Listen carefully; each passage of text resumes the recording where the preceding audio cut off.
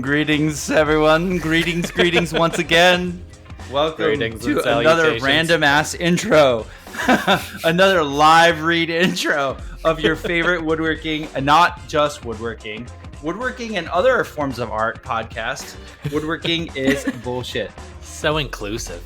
I'm your host, Paul Jasper, scientist by day, woodworker by night, and I'm joined by my two snarkalicious hosts. Eric Curtis, full-time furniture maker and content creator, $, according to his sign-in into our webcasting software. Who is also a year older, by the way, as of yesterday. Happy birthday. Oh, really, Eric? Cheers, I didn't know friends. that. But you were in the birthday video. I'm just kidding. Just kidding. I was gonna say, are you good, bro? And I reminded you about your impending mortality. You did. It was very funny. I will say, I don't know if either of you saw the video that Sarah stitched together. I did. So for the audience, my girlfriend is a wonderful, supportive, loving human being, and got 15 or 16 of my very favorite people to send me birthday messages and stitch them together into a 4-minute video. And it was delightful. It was wonderful. And also every single fucking one of you were like, hey, you're going to die. So I didn't do that. I made mine positive and upbeat and very cheerful. It was great.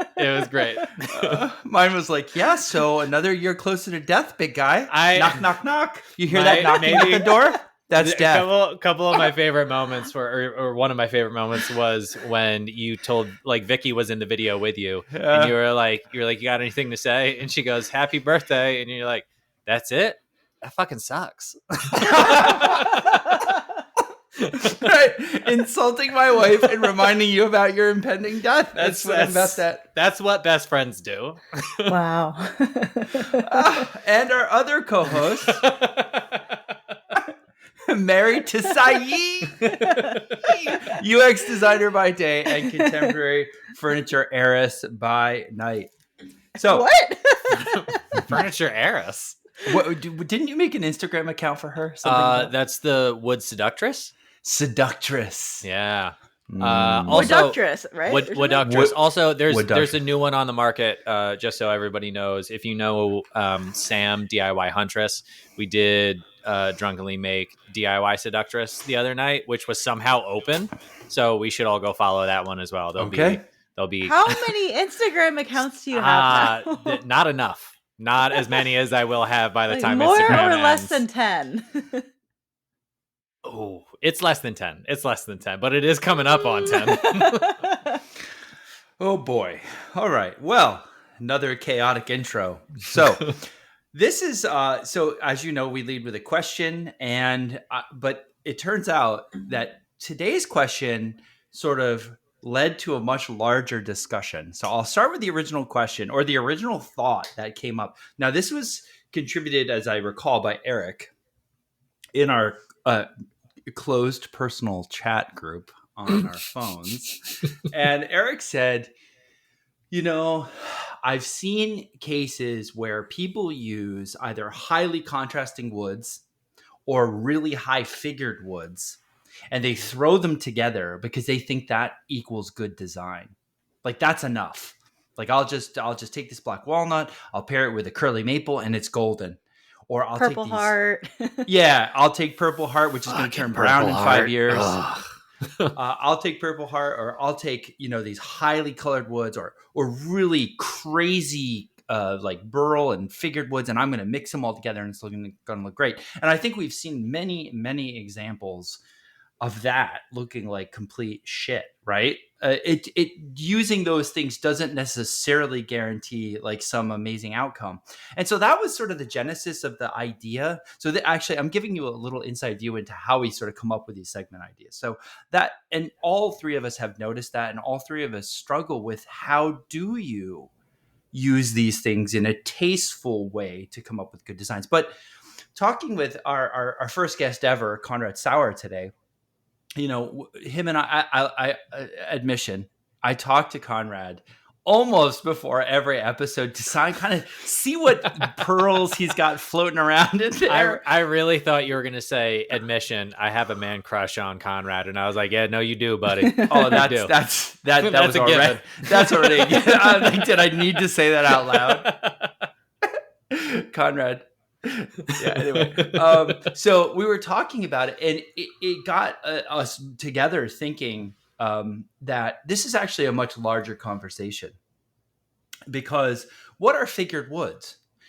Figured woods are a type of surface decoration is what they are. It's like you have a flat piece of wood. How do you make it more interesting? You could paint it. You could carve it. You could put pyrography on it. It could be a figured wood. You could put an inlay in it. You could put a pattern on it. You could do parquetry, geometric patterns on. Like, there's so many ways to dress up a surface with surface decoration.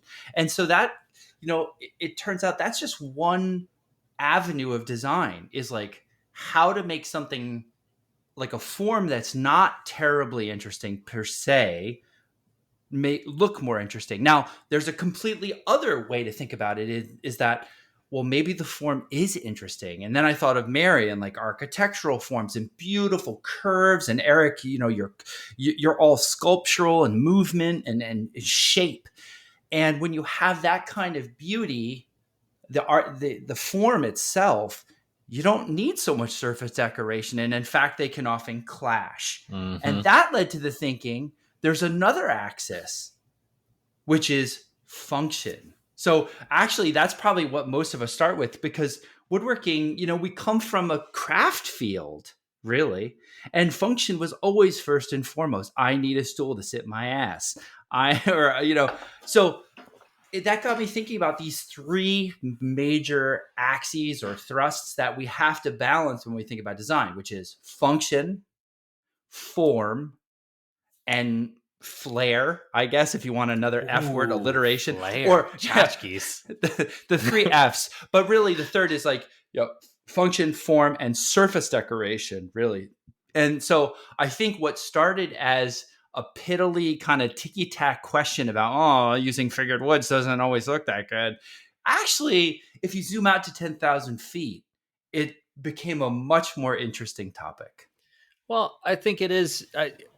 From my perspective, the reason that I asked the question was because I do think it's an interesting topic with a lot of depth to it. I think you fleshed it out far better than I could have, because you're smarter than I am. But I think the idea that using figured woods as a crutch for bad design is like, it's something of a natural progression in we as woodworkers, in our woodworking journeys, because most people start out and they're not going to buy, curly babinga for their first project. You're going to go to Home Depot. You're going to buy some pine. You're going to buy some maple. You're going to buy some oak, whatever it is. You make a thing, and then you make something that's a little bit better, and you learn the ropes.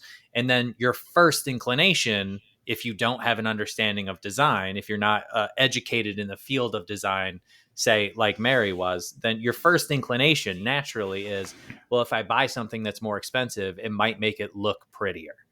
And I don't think that's unreasonable, because usually the more expensive, or I should say, usually the prettier the material, the more expensive it is. Not always the case, but usually. So I don't think that's a flaw in thinking. Where I think the flaw comes in is they see that and they go, oh, that's good enough. And I don't have to figure out if this object is working or if it's not, what's wrong with it, what's right with it, what flows, what doesn't, because, hey, let me just distract you with the wood. It's a great point. And I think it is logical to go down that progression. And I feel like if you look at Etsy, you'll see a zillion examples of fancy woods put together in a bad way, offered at a cheap price. A lot of river tables, you see. There it is. So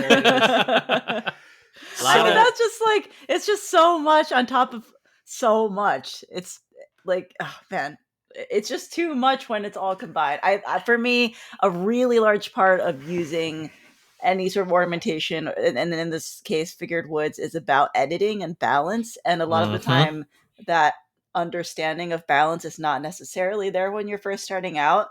And we all need to learn, but I think this is a good opportunity for folks to be able to, you have to remember to take a step back and be like, does this work? Would this actually, fit in this room? Does this actually, like work out for whoever my client is, or even if it's just you? I don't know. That's such People a don't do hard that thing enough. to learn though, right? Like that takes Yeah, a long time exactly. to figure out. So So Eric, how does one learn that?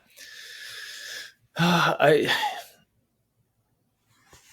can't give everybody the path to go do the thing. Cause look, I think we all are pretty good at design and we all took 3 very different paths. Right. So I think it's totally okay to find your own path. Mary went the academic route and studied architecture and design in college. Paul is just naturally a brilliant human being. And I think you actually are a really good example of somebody who had a natural eye for telling what wasn't right. And then you have that natural curiosity. So you could dive into studying other people's work and go, okay, here's what they're doing. And here are the elements I can pull and apply. That's really is another accurate, way. Eric. Like that's like the traditional way to study anything really, right? Copying masters. And I've said it before and I'll say it again. I think my mind is more mathematical than it is creative. And so what I had to do was to study the elements and principles of design and learn that it is a basic math equation. It's addition and subtraction. And once I learned how to manipulate those into some equilibrium, then I felt like I had an understanding of design where I could, to Mary's word, kind of edit back a little bit and choose what element or principle I was manipulating. And that was really helpful for me. So you are kind of like a combination of the two of us, because you did go to school for it as well, but also have that natural inclination. I did. But when I went to school for it, I was learning both a craft and design at the same time. And I think that's borderline impossible to do. I think most people, myself included, have to learn one and then the other. Learn basically like how to do the thing and then how to apply other things to the thing you already know. Yeah, that's true. I've actually, now that you say that, it's like I feel like most schools lean one way or the other, because I know that in architecture, a lot of people complain about, I think even Mira complained about how Harvard, GSD, and architecture school, and it's known for this, is too theoretical. So all theoretical. Oh no, I think it was George who switched. And then he decided to go to MIT because he was like, I need the practical side of this and the craft side of it. Yeah. I mean, I think by nature, you just have to lean one way or the other. And everybody has different inclinations. This is one of the most helpful things I learned when I was teaching, is that like, it doesn't matter how I learn. The only thing that I can do as your teacher is give you honest information about how I figured it out. And it might not resonate with you. And that's totally fine. And if it doesn't, it becomes incumbent upon me to help you figure out what does resonate with you. But then I no longer can relate to your experience, and you have to then figure out how you learn best. That's your job as the student. My job as the teacher is to just help you figure out where you need to walk, but you need to then go walk that. And I think some people learn better the design theory and then learning how to apply those principles through the craft. And That's me. And I think Paul similarly is, you learn how to build things, and then you learn what things you can manipulate within the boundaries of that skill set that you've now developed. I think that's a very typical path for most woodworkers. You learn the execution piece, because that's all anyone fucking talks about. And then you come to like, what do I want to make? And then you pivot towards design. So I sort of let us go on a tangent with the cart before the horse, talking about like figured woods and how to, or like figured elements and how to balance them and how do you learn that balance. But I'd like to zoom back out, right, to this whole conversation of like form, like architectural, sculptural form, like just the shape of the object versus surface decoration. Because I feel like we have a really interesting mix of people in this podcast who trend one way or the other.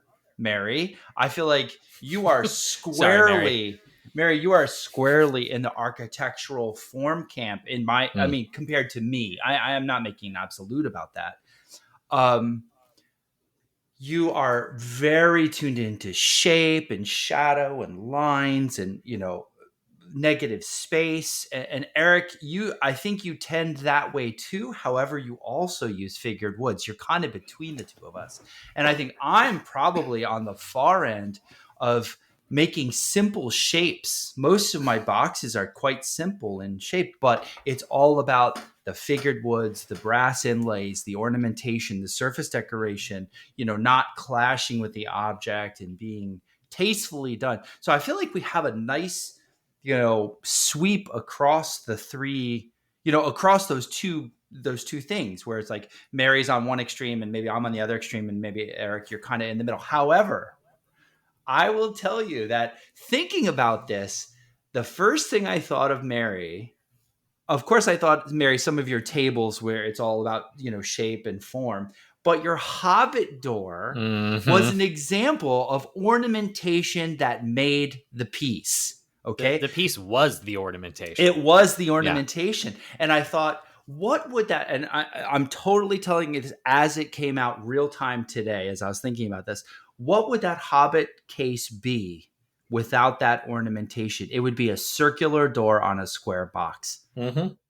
That ornamentation. Yeah, there's a reason I chose the curly ornamented door as opposed. I was originally just gonna do Bilbo's door, which is just a green circle with regular wood lines, etc. But it's like, for an object this small, what's even the point? Mm-hmm. Right. So, Mary, I think funny enough, you're someone who I think trends naturally towards form. And in fact, one of your most recent objects is where you chose a surface ornamentation that actually made the piece. And Eric, we've talked about this, your planchette case. It is devoid of ornamentation in a way. I know it has some shiplaps and stuff, but it's white. It's a white canvas because that accentuates the shape, those beautiful curves, and those hips and the concavity you put in each slat. And so for someone who loves figured woods, you chose very intentionally to go away from that to allow the form to speak clearly. So it's like this tension between the two. It was very much a tension in making that decision, right? Because I think this is a good example. We can talk all of this, the reflecting upon the object after it's done and why it's successful and why it's not. But when you're doing the thing in the moment, you don't know if the choice you're about to make is going to be successful or not. And that's where a lot of that paralysis comes in, right? And we've all faced that. So that is a really good example of a thing where I very much lean toward wood tones. I work in wood because I think wood is a phenomenally beautiful material, and I want to highlight that as much as I can. But I recognized in that moment that all of the coves and all of the facets between the staves were going to lose light and lose their highlights if I kept it in the tone of ash. And so I made the decision to go white, and it was really hard. And I was literally thinking about this the other day. I find it a little bit funny. Funny, I think, is the best word for it. But constantly, I think, we've talked about it on this podcast, other people have talked about it, the planchette cabinet might be the best object that I've made. And it is the object that looks the least amount like my normal vernacular. It stands out in my portfolio as a thing that if you were to just look at a gaggle of images, wouldn't necessarily be identifiable as my work. So maybe that says a lot about my work. I don't know. I don't know. Mary, does that Hobbit door stand out in your portfolio as a one-off? Yeah, for sure. I mean, you can. There's no way it doesn't, because I usually make larger pieces, I guess. And for a larger piece, I would not want to do that because I try to think of where it's going to be living. I was like, what person's house is this going to be living in? And it's going to look insane. As much as I would love to have a full size Hobbit door in my house, I I think it would drive me crazy. But yeah, it's definitely a one off. But I also agree with Eric. Those stand out to you. I wouldn't say it's my best piece. It was definitely it was a making myself get back into woodworking piece, but I love it, and like just as much as everything else I've made. It's a good piece. It was great. It's a good piece. Can I before we move forward, can I want to go full Mary for a half a moment. Are you going to define a thing? something? I do want to define Oh a thing. my God. Because you've been fluctuating back and forth between shape and form, as we've talked about this. So I shape do just form. No, shape is form in my current definition. Right. And so this is what I want to clarify, because coming back to like elements and principles of design, and this is the thing that helped me learn how to manipulate design. I'm always very intentional in the use of those words, because shape is a 2-dimensional thing and form is a 3-dimensional thing. And shape's 2-dimensional? Yeah. So the way I always explain it to students is like a shape, a square is a shape, a cube is a form, right? A circle is a shape, a sphere is a form. And that's one a definition. Triangle is a shape, a pyramid is a form. I've never heard that definition before, but okay. Well, I don't know if that's the scientific definition. That's just within the design. I mean, Mary, do you have a different definition? No. I mean, that sounds right. I don't know. I don't feel strongly either way. Mary doesn't give a shit. In other words, Eric. She doesn't. The reason that I bring that up is because we had this conversation, again, parting the kimono a little bit. We had this conversation in the group chat. Parting the kimono? You've never heard that? What does that mean? No. Is that sexual? I mean, a little bit. What does that mean? What? I mean, if I have to spell it out for you, it means you expose yourself because you're opening the kimono. Parting the kimono? Parting the kimono. Why not like a robe or like I mean, sure, but like kimono just sounds sexier. What? All right. So dropping the bath towel. Like, there's so many ways we could phrase it. I don't know what you want me to say. It's just the word I chose in that moment. Parting the kimono. You're saying this like it's a commonplace phrase. I didn't make it up. I've heard that. What? All right. So anyway, putting our dicks on the table. I think. Excuse me.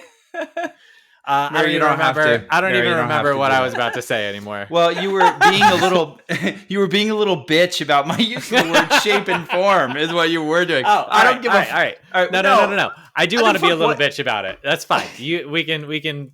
I'm not trying to nitpick, but the reason that I bring that up is because when we're talking about bitch? Like, but only when we're not speaking in public, buddy. That's just like a you and me thing.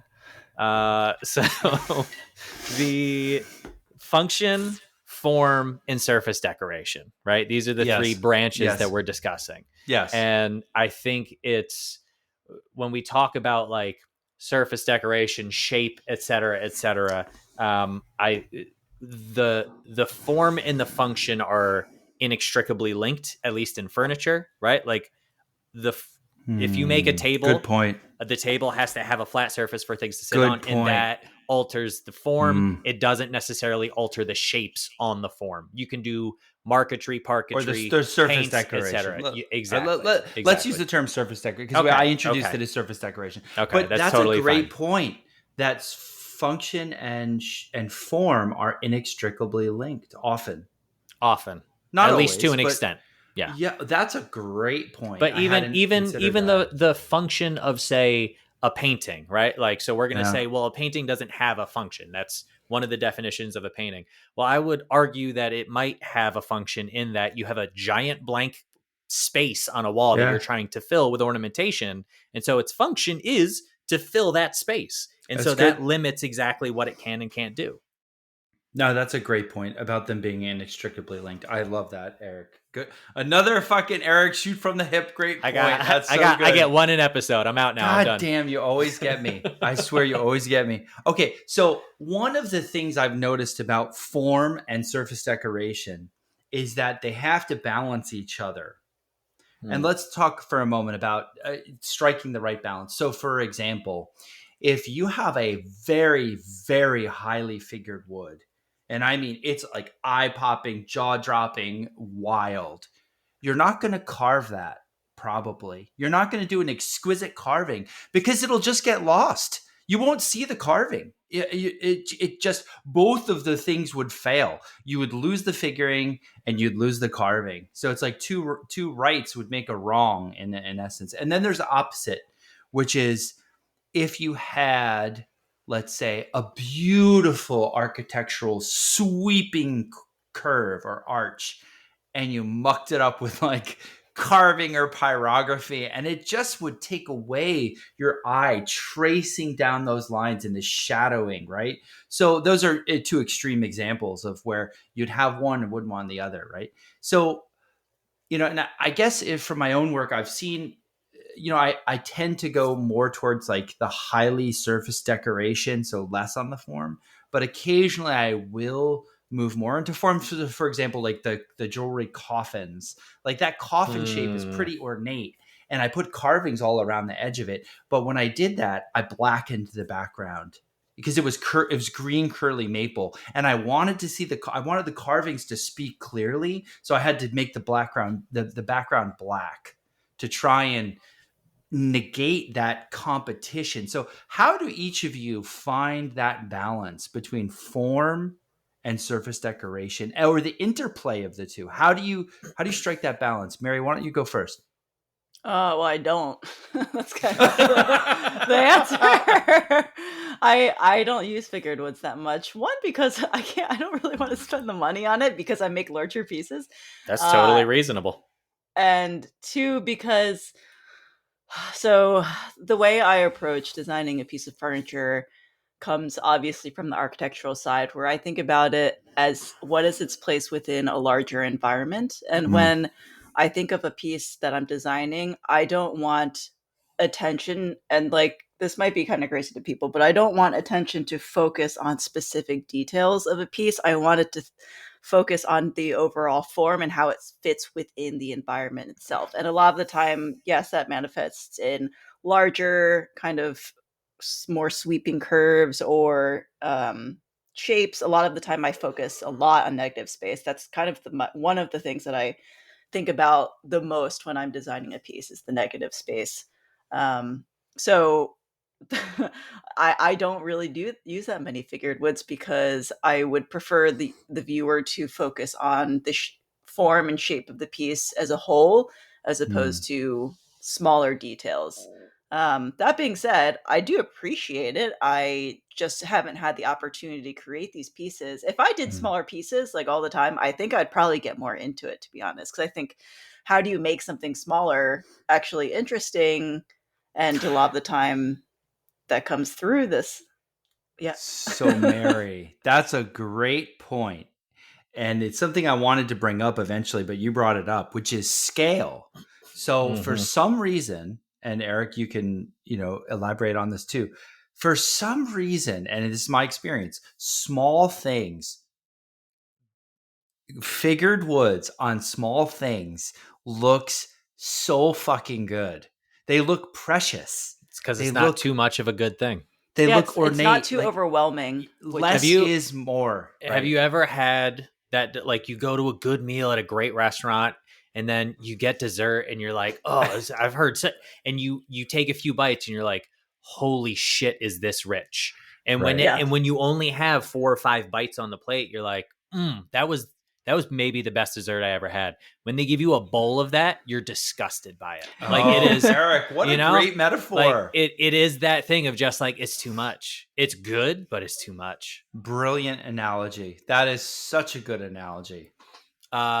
Thank you. Also, Mary, I want to push back on what you said about you don't really have a balance or a scale because you don't use figured woods. Like, that is your balance. Your balance is 95% form and 5% figured or material or whatever it is. But the emphasis is on the form. So balance not in like a scale, like Lady Liberty kind of scale, but like as a sliding scale.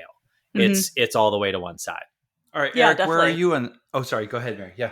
Oh no, I was just gonna say, like, when I design a piece, I think about the form and and like the way I want it to feel. But the last thing I actually think about is the kind of wood I want to make it in, because in my mind, I just generally know, do I want it to be dark? Do I want it to be light? Usually I like light because I think that it reflects the rest of the room and the environment really well, as opposed to drawing in light. But yeah, anyway. That's all I So, have. Mary, I actually, and we're going to get to Eric's balance, right? Because that's obviously what I want to hear about next. But, Mary, I actually had, Conrad said something today about form, and I want to see how you react to the statement. So, I was talking to my man crush earlier, and one of the things he Our said, man crush is a podcast. Thank you. Well, no, one of the things he said about form, and I thought this was a really interesting way to think about it, is if it's a good form, and we took one of his planes, for instance, right? He's an infill plane maker. He's like, if the form is good, if the shape is good, I could put a plain infill. I could put meaning like the wood. I could put highly figured wood in there. I could put plain wood in there, and they would both look good because the overall shape and form and it just works. It's just a beautiful form, and it will tolerate a highly figured wood. It will tolerate a plain tolerate wood. is an interesting word to use there. No. That was me.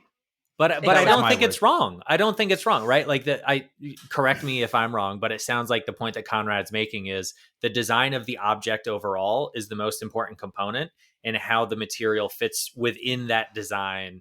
It can tolerate variances. I think I'm misrepresenting it. He's more like, if it's a really good form of design, anything would look good in it. Not tolerate. Tolerates is a little negativity, but any type of wood could look good in that. And that's sort of a litmus test for whether the form itself is strong enough to like play with a variety of woods. Like Mary, Eric, do you want to react first? Go ahead.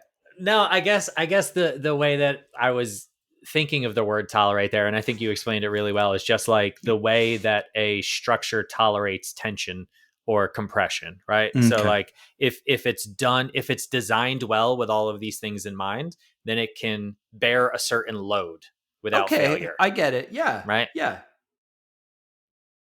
Mary? What do you think, Mary? Now the architecture brain, she's like, fuck you guys. Stop talking about tension and load. I'm not commenting on that, but open your kimono, Mary. Don't love that at all. Oh my god. I don't know why Eric said that. I don't know, but if there's a soundbite that's going to get clipped from this episode, it's Paul saying, open your kimono, Mary. I understand. I definitely understand where Connor's coming from. I would again, though, emphasize scale, because I can think of just so many examples where I'm like, yeah, yes, I agree in some, some examples, but in other ways, I'm just like, I know it's just too much. And also, of course, it's personal preference. Like something that's too much for someone else is going to be like, yeah, something that's too much for me could be fine for someone else. So like scale for me is probably the most important thing. It's funny you said that, because I shot back to Conrad with a picture of a very large dresser entirely in quilted maple, and it looked like it had a disease. It looked awful. Yeah. It's a fair point. It looked like it had smallpox. It was like it triggered a feeling of disgust. And so scale is everything with these figured woods. Yeah. Small scale. And I think that people can get away with it a lot more with small scale. But like I forget who it was. I saw some like really, really crazy cabinet or dresser that was beautifully made. But like, and like in my mind, it's like so much respect, crazy craftsmanship, etc. But like, what room is this possibly gonna live in which this just doesn't look so out of place? So something that's like a larger piece of furniture where it's just off the walls ornamentation, figuring, etc. I'm like, it's just so much to handle. Like, I don't know. I guess that it could be my philosophy of trying to understand where things are placed in their environments, but for something that big, I don't know. Who's the guy who does like the super textured, usually black, chests of drawers, armoires, like Caleb something? Oh, Casey? Caleb Woodard. Yes. Yeah. His work is phenomenal. He's incredible at what he does. And his surface decoration, his forms, it's beautiful. It's 11 out of 10. I would never have that in my house. Like, I don't know, what am I going to do with it? Where is it going to go? Like, to the point of scale, they're physically imposing pieces and they're visually heavy. These are for like, Manhattan high rises where the apartment or the condo looks more like a museum, honestly. Of course. Yeah. Of course. Everything else around it matches that aesthetic. Yes. And like, if it's just a one-off piece in your house, like, that's going to stick out like a sore thumb. Of course. But I think what happens early on in regards to figured wood specifically is, like, Caleb has the skill of somebody who's been doing it for 30 years or however long he's been doing it. Nobody is going to match his skill anytime soon without putting in decades of work. And so what we often do early on is we go, holy shit, I want to beat Caleb. How can I get closer to what Caleb is? Because the thing that he's doing is gorgeous, but I don't have the skill to do it. So I'm going to try to supplement that with highly figured material and see if I can get there. And then we learn that doesn't get us any closer to Caleb. That just means we made a shitty chest of drawers out of curly purple heart. So Eric, I've noticed that certain woods, certain figured woods. Oh, I should have said this earlier in the episode. I'm sorry.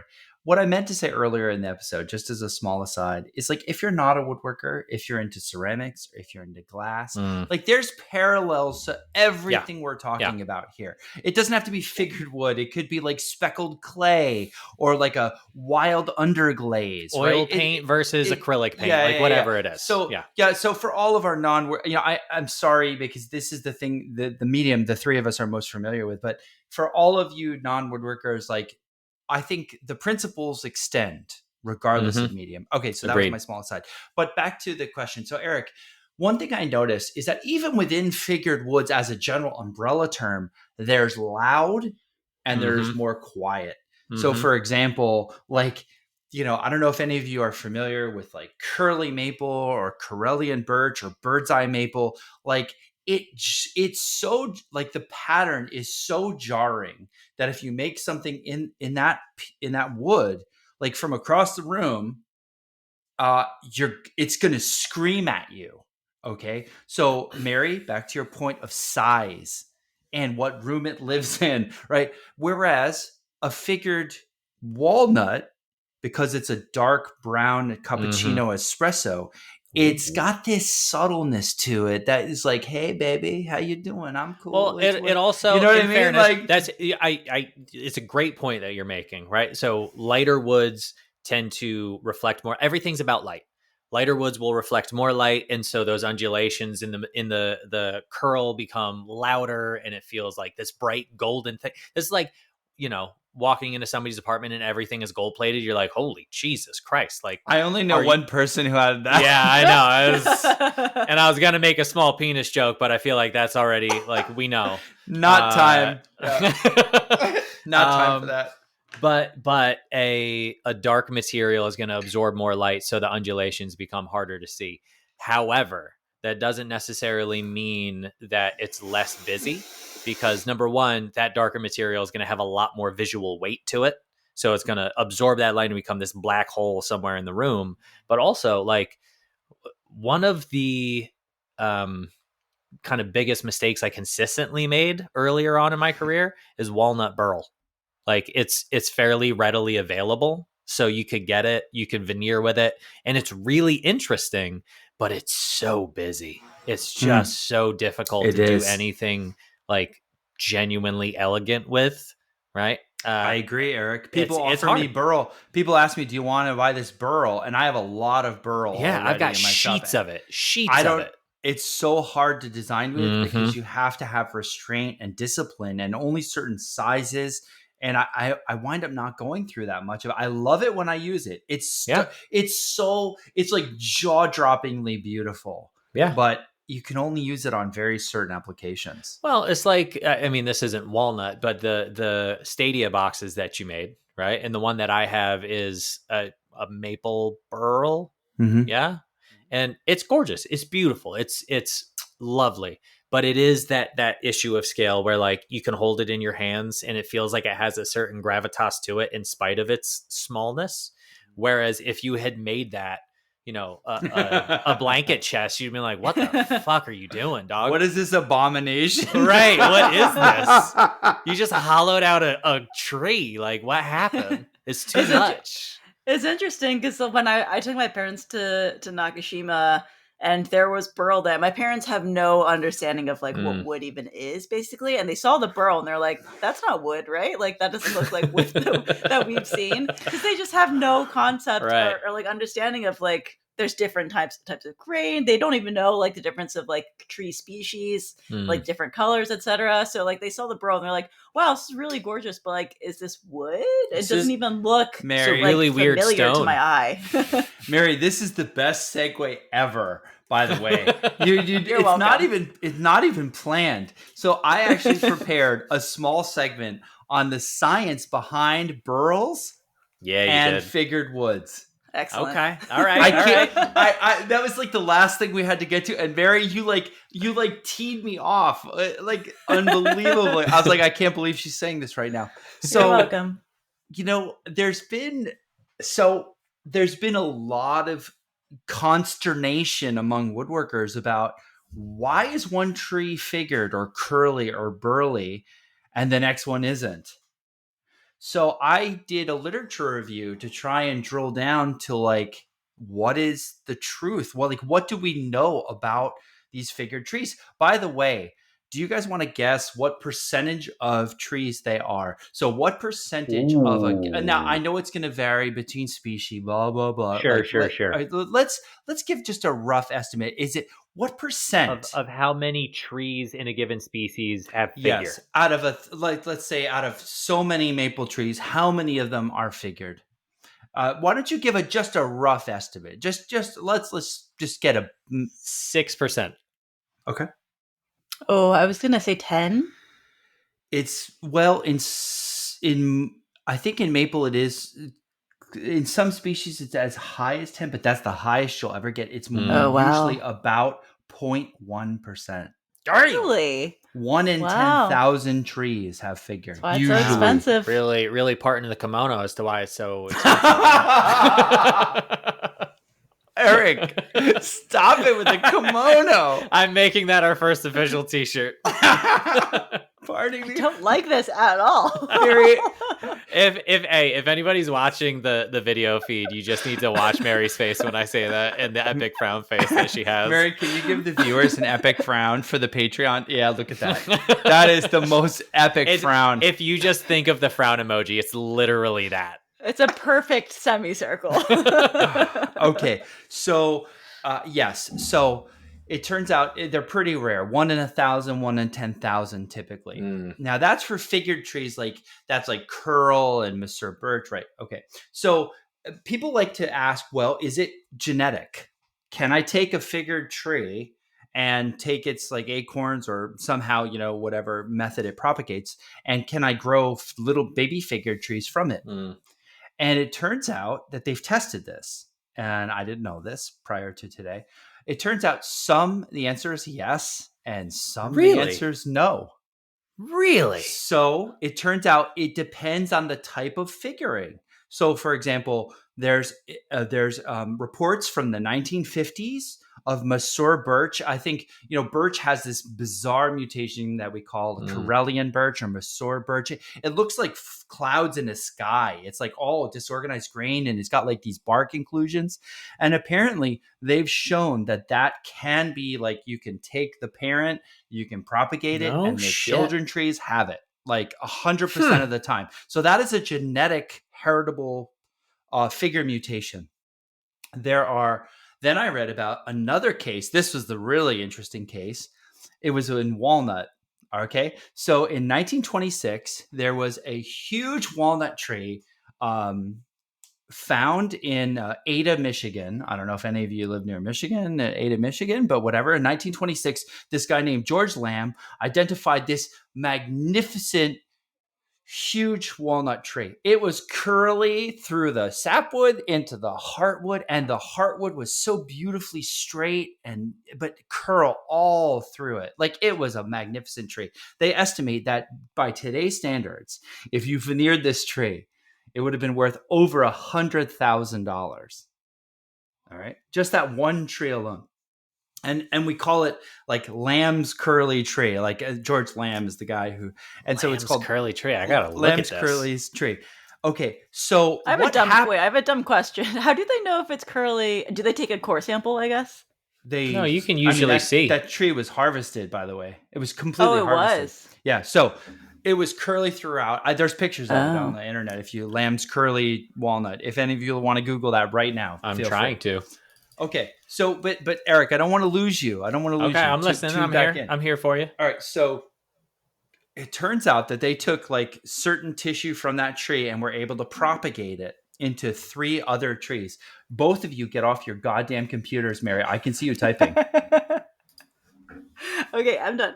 She's bad. For the person who literally spends her days pretending to listen to meetings while doing other things on the internet, you're really bad at that. Okay, so they took tissue, propagated it from that tree into 3 other trees, and those 3 progeny trees were allowed to grow to about 30 years of age, because figure does relate to age. The tree needs to be a certain size and age to actually manifest the figure. And they tested the 3 baby trees. Now, how do you know they're baby trees? Because there's a lot of consternation. Oh, maybe it's not really. Well, they actually did genetic testing on the baby trees. They did, microsatellite DNA sequencing and compared it to the original. And they totally know what that means. Well, microsatellite. Yeah, it's called microsatellite DNA. Sequencing. No, it proves that you are not the father, says Maury. In this case, you are the father. Okay, they did DNA testing and they found that these trees are undeniably the progeny clones of the original lamb tree.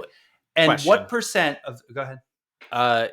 So they took already like saplings, I assume, and then injected the DNA or grafted something into it? They can take a certain type of wood off the tree and like graft it or propagate it somehow. Okay, it's in the paper. It's in the I didn't, but upon genetic testing, 30, 50 years later, because this was in 1957 that they started like this tree was harvested in 1926. They had the tissue and they were somehow able to propagate it. And this paper is only from 2015. So this is like almost a century later. Right? Because the baby trees took a bunch of time to grow.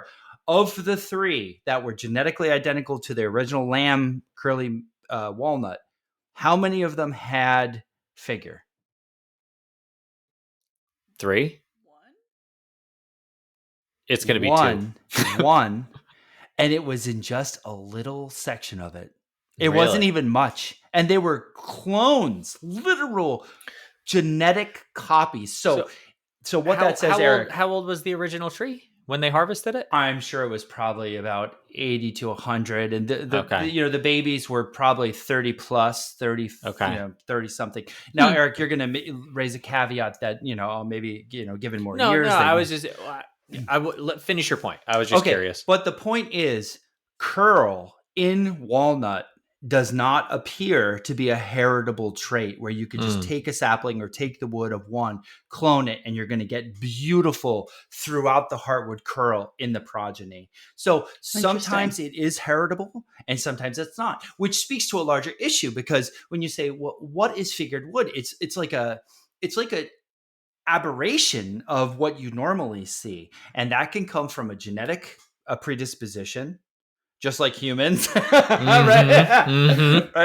That it could be a genetic abnormality. It can be an environmental, like wind, right? When trees flex, right? It compresses the grain and then it stretches the grain, and then it's like a crotch at a branch. Those fibers are always going to curl under weight.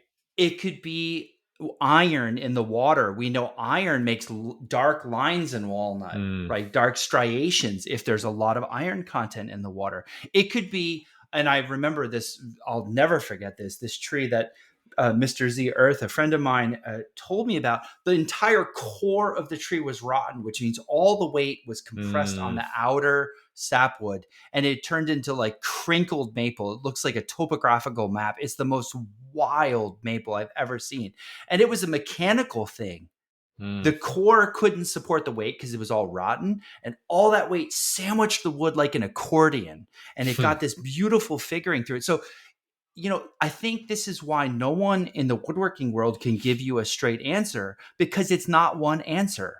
It depends. Sometimes it's genetic, sometimes it's genetic and environmental, other times it's purely environmental, and it depends on the species, it depends on the location, it depends on, where, what type of wood we're talking. So I think that's why there's so much confusion about figured woods.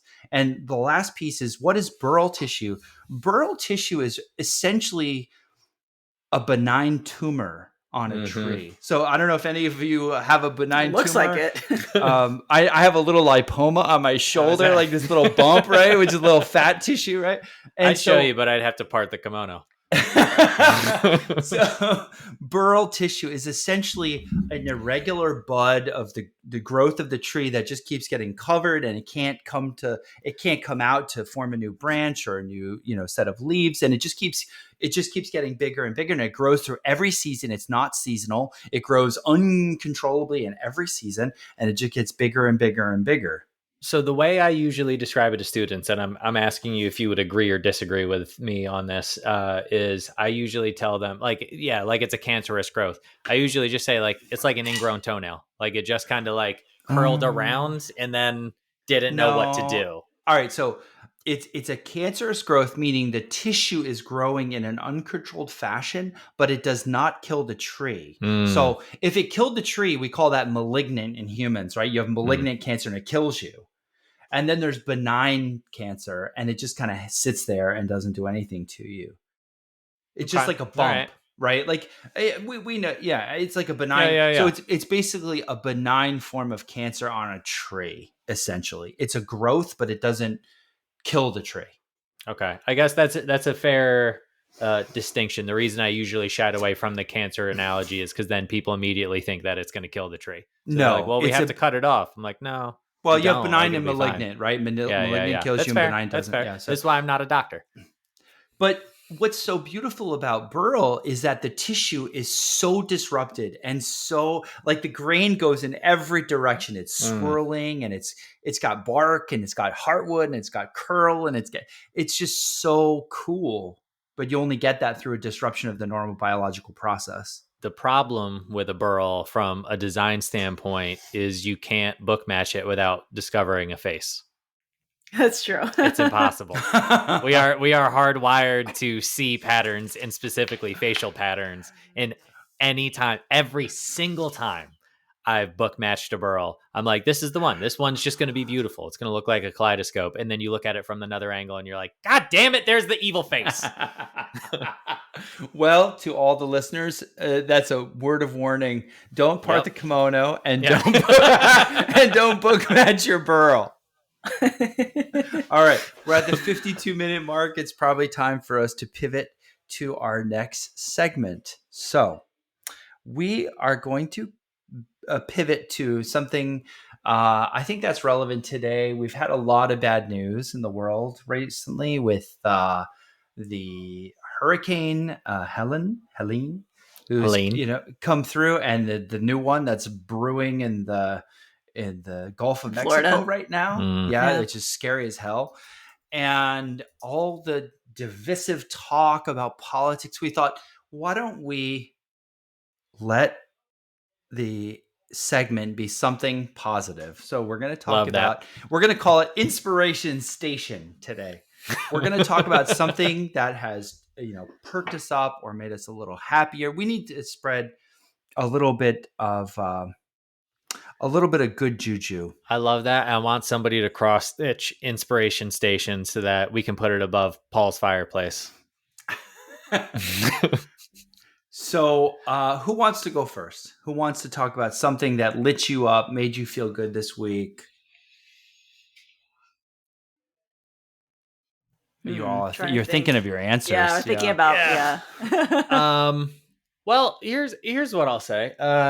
So on Sunday was my birthday, as we already discussed, and at the several of my friends were coming into town on Friday to do some things, and then what ended up happening is, as word spread that Sunday was my birthday, people stayed longer and more folks came down, and we ended up having a little kind of birthday bash. Now, I will say this. I am not one to celebrate my birthday. It's not a thing that I really care about. And I draw enough attention to myself in my day to day that I don't feel necessary or good about drawing extra attention to myself around my birthday.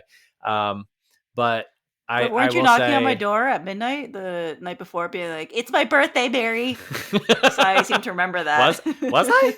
Was I doing it? If I was not of a sober mindset. I wasn't, folks. But I will say that I felt very loved by my friends and all the texts that I got and phone calls that I got and folks coming in. Just to spend the day was a really wonderful thing. That's nice. I like that. Okay, I'll go. So, Inspiration Station. This is not woodworking related per se, but I have been filming myself over this last build because I wanted to actually do something, like create something and document it for myself. And I have been diving deep into this rabbit hole of YouTube, like cinematic vloggers and just like this art of storytelling, the art of filmmaking. And I'm really, really inspired by all these filmmakers. And a lot of them are, I would actually classify them as like filmmakers who happen to YouTube or who happen to vlog, because the way they approach it is like such an interesting art of filmmaking and storytelling and like cinematography, color grading, music, like every single aspect of it.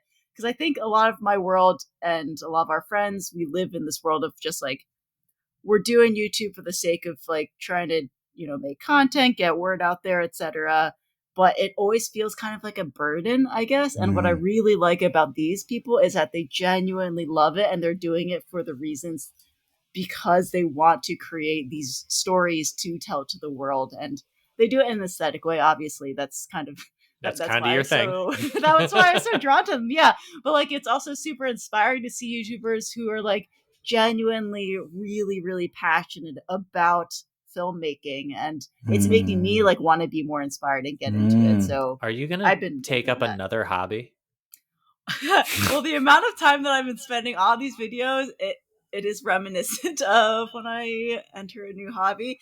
And like I'm buying, like lenses. I have access to like filmmaking people through work. I've been bugging them a lot. It's starting to encroach on a new hobby, unfortunately. Is Mary about to become a YouTuber? Mary, I've noticed you've been talking to the camera more some of your videos. She has. Just so everyone knows, Mary was like, I never talk to the camera, Paul. Never. Oh, she was very much an elitist about it. I don't like to do it, but seeing these people, I'm like, oh, there's a way to do it where I would feel comfortable putting it into a video. Who are some of these YouTubers that you're pulling inspiration from? There's one girl I really like, Life of Riza. She's just this Canadian girl, and she literally just YouTubes her life, but she does it in such a beautiful way, and her choice of like music and like sound effects, everything is gorgeous. Another girl is Natalie Lynn, who is 20 years old, I think, like so young, but like an incredible eye for cinematography and storytelling, and she does it with like the most basic equipment too. But it's like apparently it's called New Wave YouTube. I think it's like young YouTubers all in their, I think like young, like 20s, 30s, and it's all just like considered thematic vlogging. It's a whole thing. I don't know. So I've always been, I don't mean to pick on this person in any way. They're making you happy and inspiring you, and they're doing a wonderful job of that, and I'm grateful for that. I'm always very curious about like the arcs and trajectories of trends and styles. Yeah.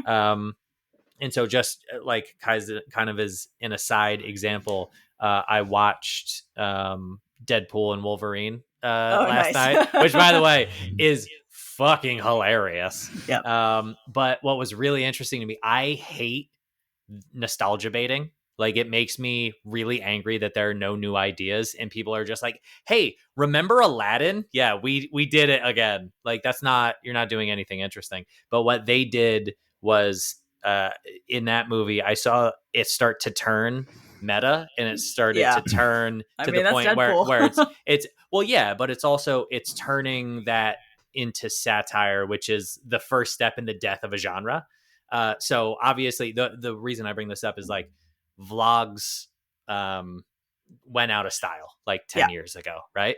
But now there is something happened where enough time has passed, or somebody did it in just a new way where it catches the right wave and is starting to come back up again. And that's a really interesting thing. Oh yeah, it is 100% a trend, and I am on board for it. No, I mean, she's like, low-rise jeans are back, baby. Let's go. I think low-rise kimonos, Eric. I think it's because I never got into YouTube. Like, I never really watched YouTube channels until I think during COVID. Actually, that's when I got like super bored and was at home. It's like, all right, get into it. And I had never seen blogs that had interested me before and like this style, so I'm absolutely the audience of like people who never knew this past trend and like oh wow, it's so cool and new now. But yeah, interesting. Okay, all right. Paul, what makes you happy, buddy? Yeah, so one of the things I noticed this morning, and I was again, I'll talk about my boyfriend who I was talking to this morning. One of the things I reflected, your relationship with him has really escalated this episode. I don't know if he's aware of that. It has been escalating over the past few months, but we talk nearly every day, right? One of the things I reflected to him this morning is that staying in a good mindset about being appreciative and not feeling the rat race and feeling gratitude and just feeling that peace and calm and that centeredness, it takes work. It takes daily work. I don't necessarily wake up there. Some days it's like fucking gray and raining out and I'm like, ugh, I'm just like not feeling it. And I want to be there. I want to be in that like centered, fulfilled moment of like feeling like empathy towards humans and like you know what I'm talking about. You just want that good feeling in your body, right, in your heart and your body, and it's like you actually have to do work to get there. And then that begs the question, well, what do you do to get that good feeling if you're not there when you wake up in the morning? And of course, the first I was going to say the first answer is caffeine, right? Of course. Right? Those aren't the drugs she's talking about. Well, those are the drugs I'm talking about. Like a vitamin D, like a little caffeine. Happy drugs. Jesus Christ. This is a PG show, Mary. But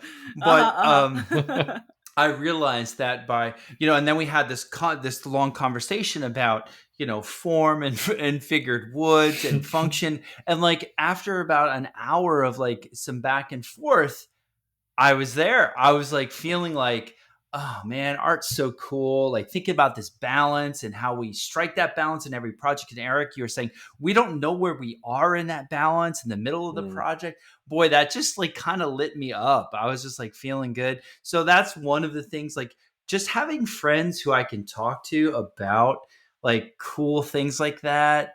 It just makes me feel better in general every day. And the other thing is a new thing for me. So I became friends with this guy, Phil. So Phil recently invited me to give a talk at Lexington Arts, which is a makerspace in Lexington, Mass. And Phil's a volunteer there. And Phil's new to woodworking and very new to woodworking, maybe a year or two.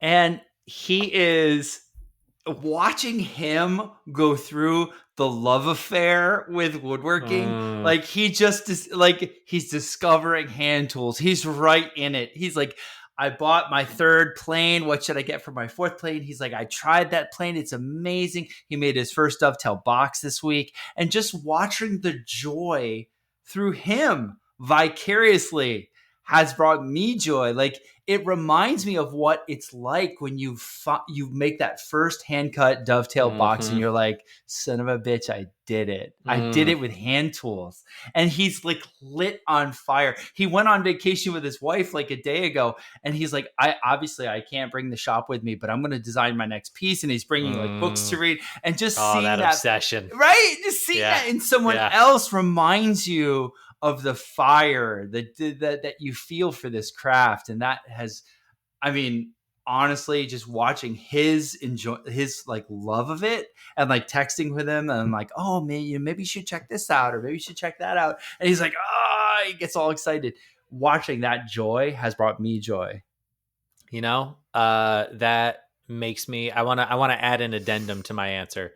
And this is a positive seg, so we're just going to add more positivity on top. I had a moment like that the other day, and I don't get a lot of those moments anymore, right? Like, we've talked about chasing the dragon plenty on this show. And it's very rare at this point that there is something that I do or something that I buy or bring into the shop that gets me like excited the way that I was excited early on when like I got a new toy, got a new tool. And I went out to the Hearn open house on Friday, and my amazing friend Leslie Webb was there, who runs Heartwood Tools and is a seller of H&T Gordon planes. And I have had one H&T Gordon plane for a decade. It was a gift. It's a Dado plane. It's one of the prettiest tools I own, and I have wanted their smoother plane for 10 years. Oh, nice. And I've never let myself do it, because I have like 4 number 4s. I have a handful of number 5s. Like, there's no reason for me to have it. And like, I was just sitting there talking to her, and it was one of those moments where I was like, you know what? I can buy this thing that I've wanted for a decade, and I can support my friend's business doing it.